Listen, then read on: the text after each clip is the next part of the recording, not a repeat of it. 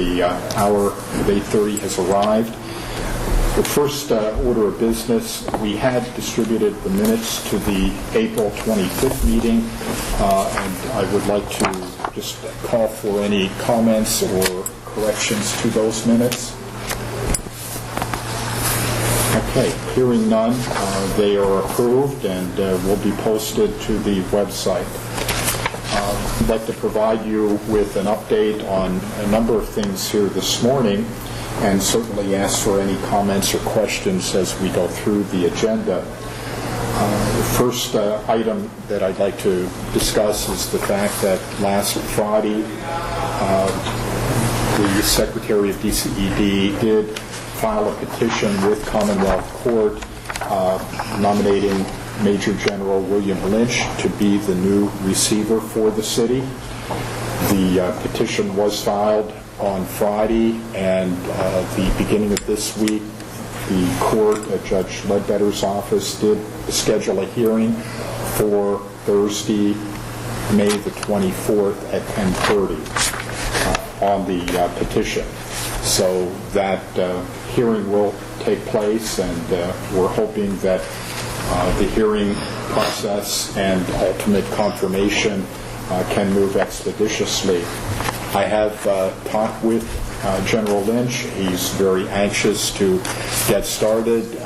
We're working with him right now to bring him up to speed on a host of issues. In talking with the General yesterday, asked him if he had any comments for the committee this morning, and I might add that he did have some minor surgery at the beginning of this week and was not able to be here today. But he did ask me to share with you that it's not his intention to start over again, but rather he wants to build on the work that has already been undertaken and continue to move the process forward. He does plan to reach out to all of the various stakeholders that are involved here in Harrisburg, and it's his intent to make the process work for the betterment of the Harrisburg community. And he anxiously looks forward to engaging with the committee as the implementation of the confirmed plan moves forward. Also on Friday, the department, in response to the request of Judge Ledbetter for an update on the implementation status, did file a comprehensive report with the court, and I have provided you with copies of that report for your review. I'd like to highlight just a few of the items that are contained in that report. There is a status on the 3 different asset monetizations that have taken place. It provides an update as to what has transpired since late January, early February, and subsequent to the filing of the receiver's plan and its ultimate confirmation by the court back in March. The 3 monetization initiatives have moved through. Each of them have moved through the statement of qualification process. There were, depending upon which monetization we're talking about, upwards of 140 potential entities that proposals were solicited from. The response has been very positive to date. As those statement of qualifications came in, were reviewed.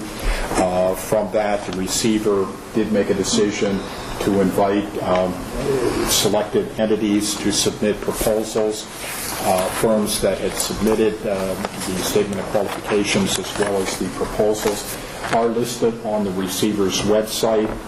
There are screening and evaluation teams in place for each of those 3 monetizations. They have been actively involved in the review of the statement of qualifications as well as the proposals that have been received, and have been working through that process to ultimately make recommendations for the receiver's consideration. So I don't believe that we've lost any time over the last roughly 6 weeks since the receiver's resignation. In that process, they have continued to move forward. We're working in concert with the Parking Authority as well as the Harrisburg Authority on those processes, and still looking at a timeline of approximately the end of June for ultimate decisions on both parking and the incinerator, and with the privatization of the management of water and sewer, we're looking at probable closing sometime after the end of June, but recommendations being made by the end of June. So those three processes have continued to move forward. On the operational side, likewise, significant progress has occurred there. I think probably one of the most significant steps has been the hiring of Ricardo Mendez-Saldivia as the new business administrator, chief operating officer for the city. Welcome this morning, Ricardo. I've had the chance to meet with him several times, and we've been bringing him up to speed as well. I think he has become fully engaged in the process, and we're very pleased that we have a key administrative position filled.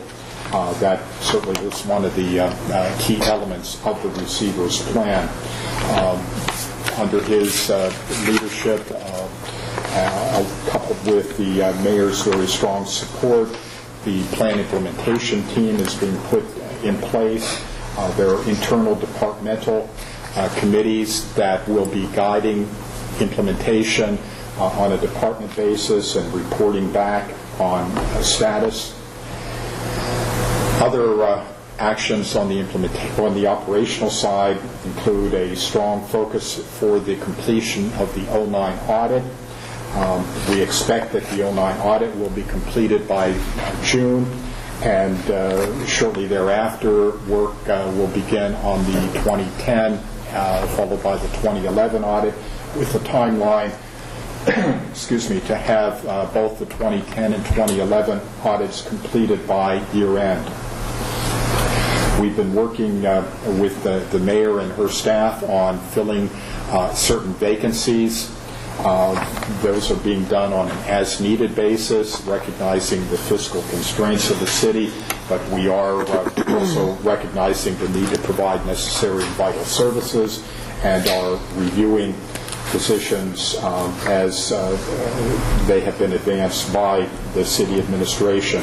To date, in addition to the BA position being filled, we've addressed certain positions in the fire department and have recommended their approval, in part predicated upon the receipt of a federal grant under the SAFER program. Also recommended, and the city has been moving through the process to hire a senior accountant, a network administrator, the replacement of the DPW director, and certain CDBG funded positions have all been approved at this point, and we have several other positions that are currently being reviewed for decision. The fee study, which was something actually started through funding from the department under the early intervention program, is very near to completion. We expect that to be completed by June as well. Those recommendations will bear on city revenues, and following their completion, there will be recommendations advanced for adjustment of fee schedules consistent with the receiver's confirmed plan. Contract negotiations have continued with the FOP and the firefighters, and based on feedback that we've received at the April meeting, we've also reached out and entered into negotiations with the ASME local as well. I did appear before council back in their April meeting to address certain budget amendments that were part of the adopted or the confirmed recovery plan, and I would encourage that council move forward with those budgetary amendments consistent with the confirmed plan as rapidly as possible. It's my understanding that they were tabled at the last meeting, but anticipate that they will be on the agenda for the next council meeting, and would encourage that they be acted on expeditiously. The cash flow of the city is stable. The current, or as of the end of March, the city had a cash balance of $5,229,000. The decision of Mr. Ankovic to not pay the March debt service payment is a key element to having a stable cash balance at this point in time. We continue to monitor that. We continue to review the city's check run, bill payment listing on a biweekly basis. We screen that and provide feedback back to city administration prior to the payment of operating expenses as they come due. I think that is an overview of the recovery plan status at this point. The detailed report filed with the court has been provided to you for your review, and I would certainly entertain any questions that members of the committee may have at this point. No questions. I just want to let the record reflect that beyond the proposals and pieces of legislation that you spoke about in front of council, such as the hiring of the communications director, the confirmation of the business administrator, and some other positions. There are still other revenue-generating legislation that is sitting in committees that are important to aiding us in bringing down the structural deficits for this year and also future years. And I would just impress upon the President of City Council to challenge those chairs of those committees to get those pieces of legislations before a committee meeting so that the city can begin to address its structural deficits. Those deficits are climbing while our finances are stable to date. Near the end of the year, we're going to get a huge hole in the budget. And those revenue-generating legislations is in the category of Revenue 01. And we already addressed Revenue 02. We had to increase the property taxes. Council did approve that at the top of this year. However, there's still other important legislation in their committee, such as the earned income tax. They haven't brought that out of committee yet or had a public hearing on it. They haven't even addressed the tax increases as well for the parking taxes.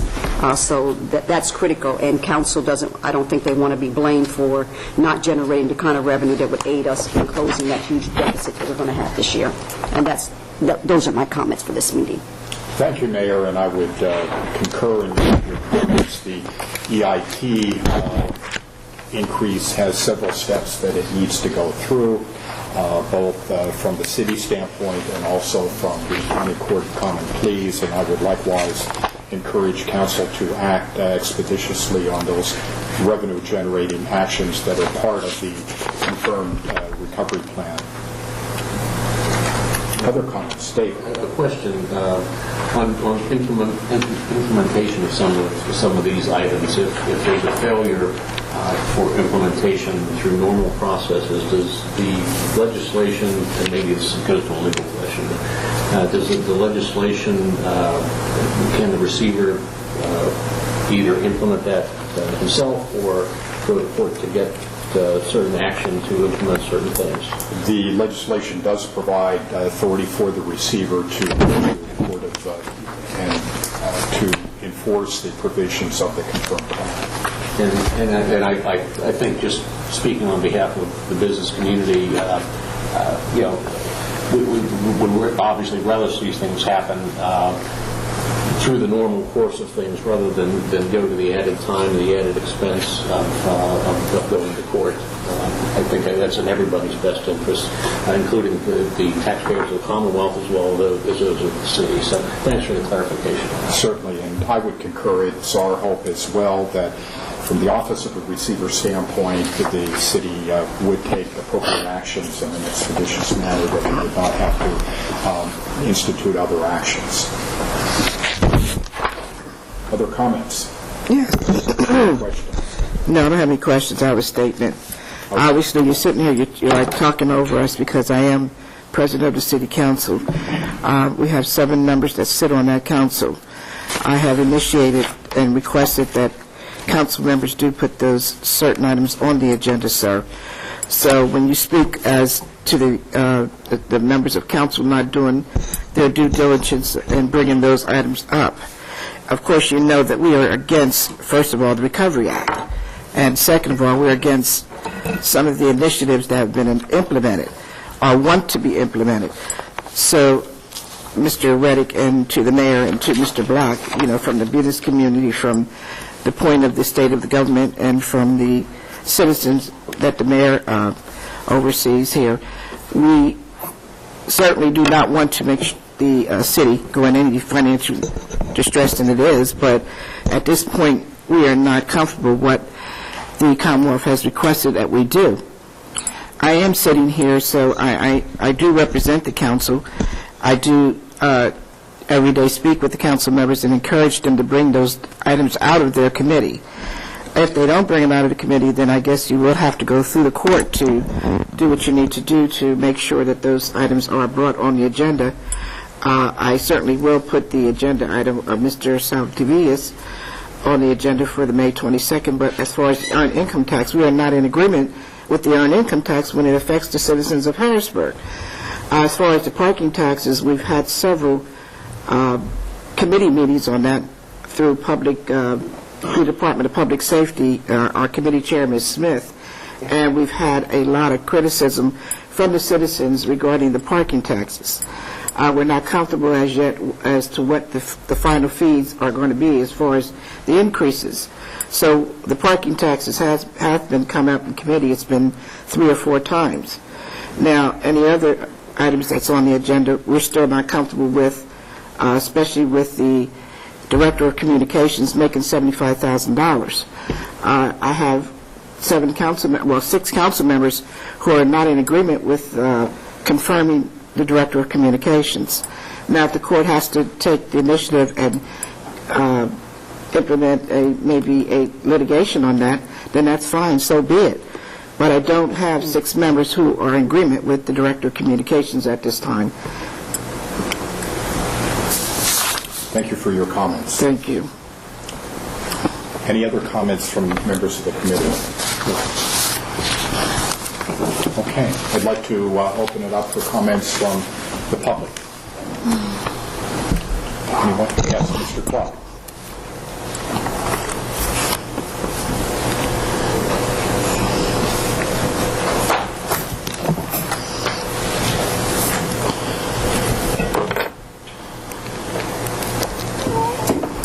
I'm Bill Cluck, 587 Shower Street. I appreciate the status report. Is there going to be some posting of the initiatives and the work that's been done to date? I know the mayor says there's 16, I think, have been done. There may even be more. We just are updating it every week. But it'll be on the city's website. And we're also in the process of getting the final update this Friday from directors. And once we get that, we're going to have a way to display that in the lobby. Thanks for your recommendation. And also, we'll be having town hall meetings. Terrific. In the status report filed with the court, the Office of the Receiver indicates that the receiver has hired Labor Counsel to work with the city's Labor Counsel. Who are the 2 law firms or attorneys that serve as Labor Counsel? Because I'm not aware that of the hiring that's occurred at this point. The city has engaged Campbell, Beatty, and Durant, law firm out of the Pittsburgh area, as their labor counsel in the negotiations, and the receiver has engaged Stevens and Lee to serve. Stevens and Lee is involved in the development of the workforce chapter of the receiver's plan. Okay, thank you. And our attorneys have been on board for the last 5 months now. They were brought on board last year. The Campbell firm. Yes. Okay.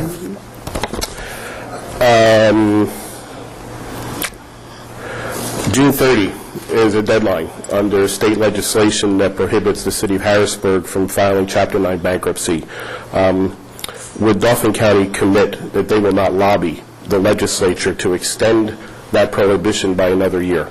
I think that's imperative in order for us to come to a resolution on the sale of assets or the lease of assets and whether or not there'll be stranded debt. I think Dauphin County has been a roadblock. I think their efforts in the legislature have been counterproductive, and I think it's time for the county to step up and say that they're going to let this process unfold, let the office of the receiver, and their financial team negotiate with the creditors without taking away that tool of bankruptcy. Thank you. Thank you very much, Mr. Klein. Other comments? Mr. Reddick, I have a question, if you don't mind. If you don't mind. Yes. We had an opportunity to talk to Mr. Goldfield. I'm sorry. Cornfield, Mr. I guess Steve Cornfield.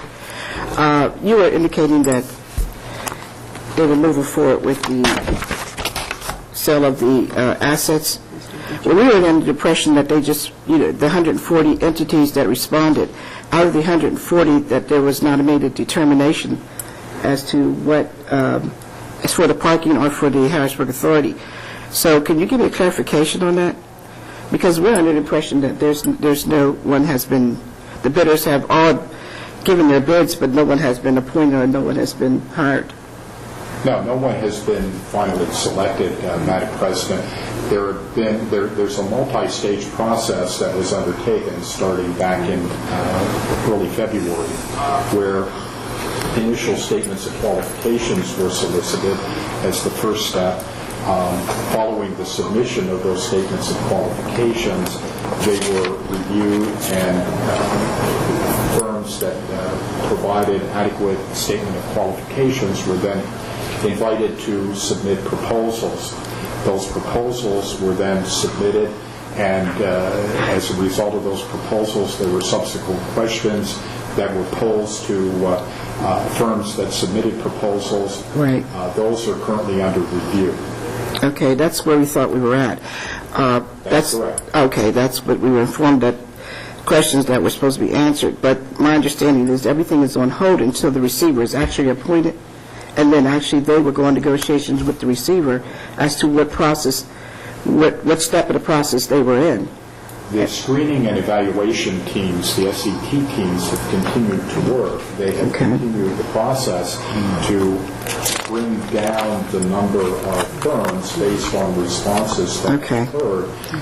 However, we are not at the point where final selections have occurred, and the receiver will be coming on board and will be engaging in that process and working with the SETs that have been very actively engaged. The SETs were appointed by the prior receiver. Right. There are three members, three individuals that are serving on each of the monetization initiatives. Right. Okay. And then we were informed, I had a meeting with him on Thursday, the process won't be developed until about July or August, and you're saying that everything will be done before June 30th? It is the intent to finalize the RF, the incinerator and parking by June 30. The water and sewer may flow over into July a little bit. It's running a little bit behind. It's a bit more complicated with some of the issues. If I could just ask on that question, when you say finalize it, that's actually somebody selected, probably not closed, because obviously there's some other issues. We've got to figure out the total value of the assets and then see what the gap is, and then probably have some discussions with some of the creditors. That is correct, and then ultimately the receiver does need to go back to court, the Commonwealth Court, to file an amended or revised plan once a final selection is actually reached. That's correct. Maybe I'm getting the wrong information, but we were in a meeting on Thursday, and my understanding is that nothing will be done before June 30th. They've tried to fast-track it, but at this point, because of the receiver leaving, my understanding is that they can fast-track it, so nothing will be completed by June 30th. Because could you clarify Thursday's meeting? Who was involved? Okay. let me get the information. Because I'm not aware of that meeting. Okay, I met with a representative from Mr. Cornfield. Do you have the information? I left it downstairs. Cornfield? Okay, and he's from where? Give me once. I left it downstairs. Okay, well, my statements, though, in terms of the process, are what is happening as we... He originally has been hired by the Harrisburg Authority, and then the receiver then hired him through the Commonwealth of Pennsylvania. I'm sorry. You don't remember him? Are you pronouncing his name right? Maybe I'm not pronouncing Yeah, his name I think right. that's the Okay. Steve Goldsmith? Is it Goldsmith? Goldsmith. Okay, Goldsmith, okay. Goldfield. Goldfield, okay. Steve Goldfield, there are two Steves, the names are a bit confusing. Okay, One is with, Steve Goldfield is with the PRAG, the Public Resource Advisory Group. okay, And the Steve Goldsmith is with McKenna Long and Aldridge. okay, okay. And they are serving under, as consultants to the receiver to... Who are negotiating, right. That's correct. They are supporting the process. And he informed me at that meeting that there would be no finalization of anything by June 30th because of the receiver leaving and then the reappointment of another receiver. I mean, he showed me where the process, but he told me where the process will end sometime in July. But you're saying June 30th, everything will be finalized. Well, what I said was, and Mr. Black really clarified, Okay. I believe that it is the intent to have a final party for each of the three selected by June 30th. There will be final negotiations that take place prior to a closing, and the revised plan needs to be filed with the court, the Commonwealth Court, for confirmation also in that time period. So the process is going to some degree, flow over into July, into the early part of the summer before all of the I's are dotted and T's are crossed. But it's the intent to have a final party for each of the three selected before the end of June. Okay. And let me just say this, Mr. Reddick, there's some things that he had asked me not to state on record yet. And that's why I guess I'm being so, evasive right now, because he asked me, there's certain things that he asked me not to reveal to the public as of yet. I understand.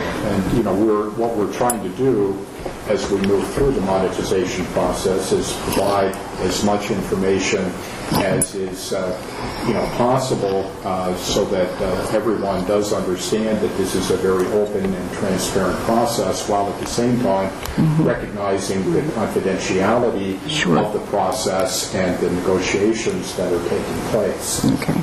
I just want to be assured that the information that you're disseminating and the information he's given us, sort of kind of are the same thing, because if one entity is telling me, okay, this is going to happen in June 30th, before June 30th, and then I have him telling me that it won't be done possibly before the end of July. So we just need a clarification, that's all. Okay, I understand. Mr. Goldsmith and Mr. Goldfield and myself are in regular communications. We are on the same page, and I would submit to you that the updates that were provided to the court provide a very detailed time frame for the process. Can I just add, I think the President's questions are very good, because we're breaking new ground here. I mean, this isn't a process it's a governmental process that we've been through before because of the nature of the legislation. So it's good that these process issues get discussed in this forum, and our friends in the news media can kind of carry forth the process, because it's important that people understand that. It's also important to understand that as the assets are being evaluated, there are negotiations going on, so certain aspects of it do have to remain confidential.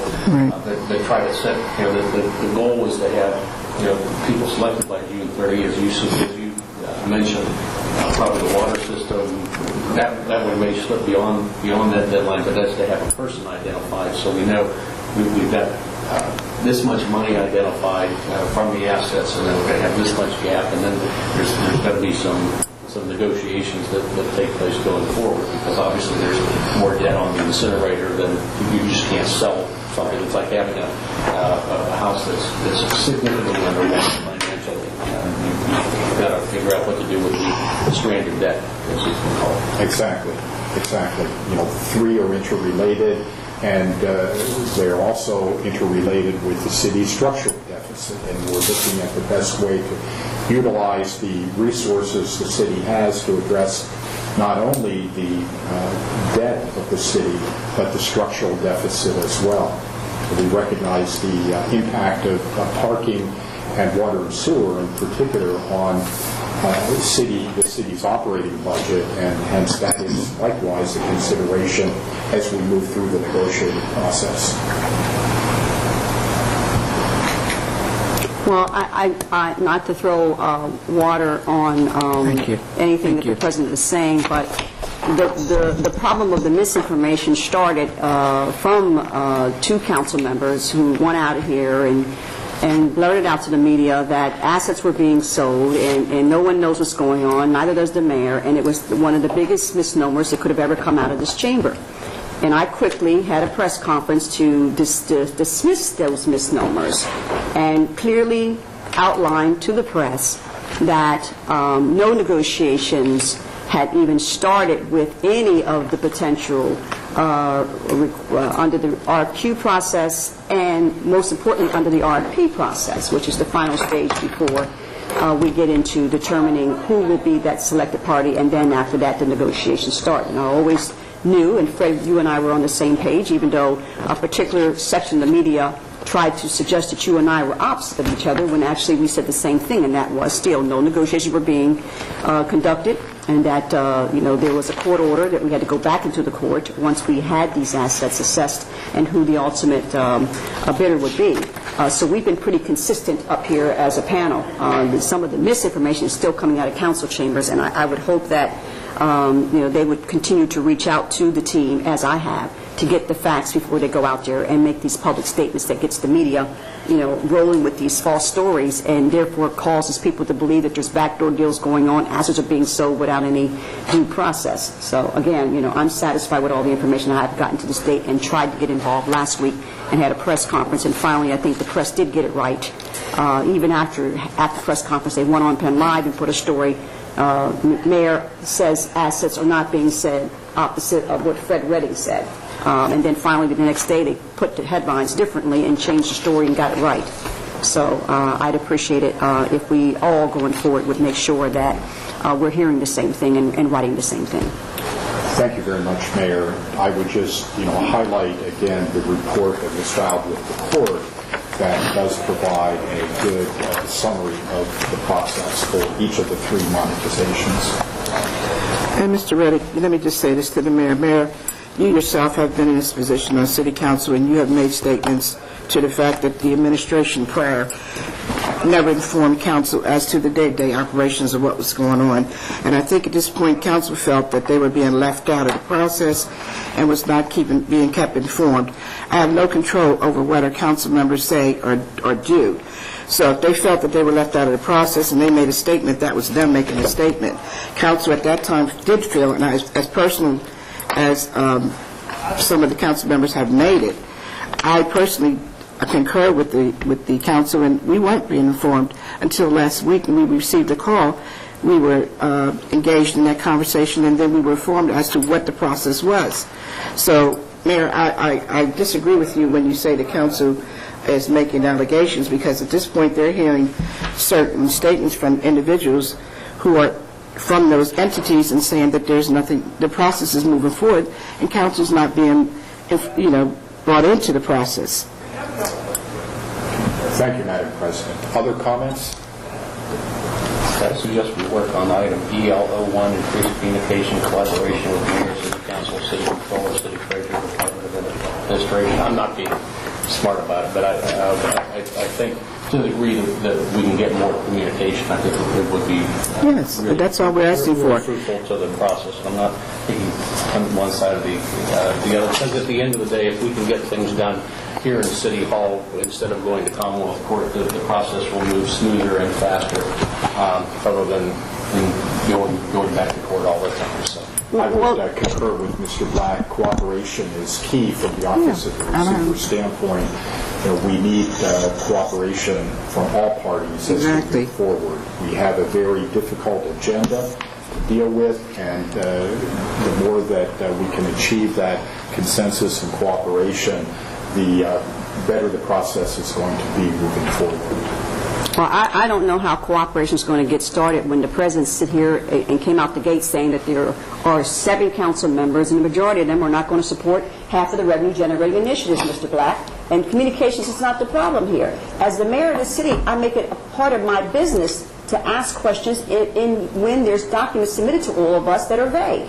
And I would encourage the council members to do the same thing. I mean, I come to these same meetings that you do, and Mr. Reddick clearly said the last meeting we had that nothing was being sold. But somehow, some way, those minutes were misinterpreted. And that's in writing. So to sit here and say more communications, I mean, we are bending over backwards to communicate with council. I don't agree with that. Well, then Mr. Reddick, I understand. I'm trying to work with you and the administration and also all the members up here, but I have no control of those members. If they feel that they're receiving information from individuals out of those entities that we're not being brought up to date in the process, I have no control over that. I did not know that, those 2 council members were going to make statements concerning the process where we are here. They have not come to me and asked me any questions. Did I receive any information? At that time, I would have indicated to them that we had a meeting set up after the council meeting.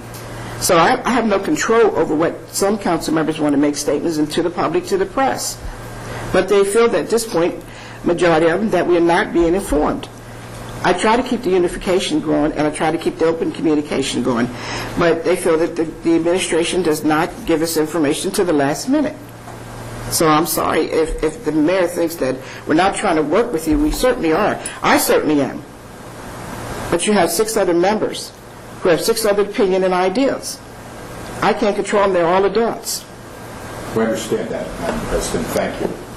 Mr. Grover, did you have comments? Mr. Ray, I assume that you hope that if I could ask you to just come up, please. Neil Grover, 1617 North 3rd Street. I'm an attorney in the city and from Debt Watch Harrisburg. And this is really just an observation. I'm in the business of words, and words have meaning, but they also leave impressions.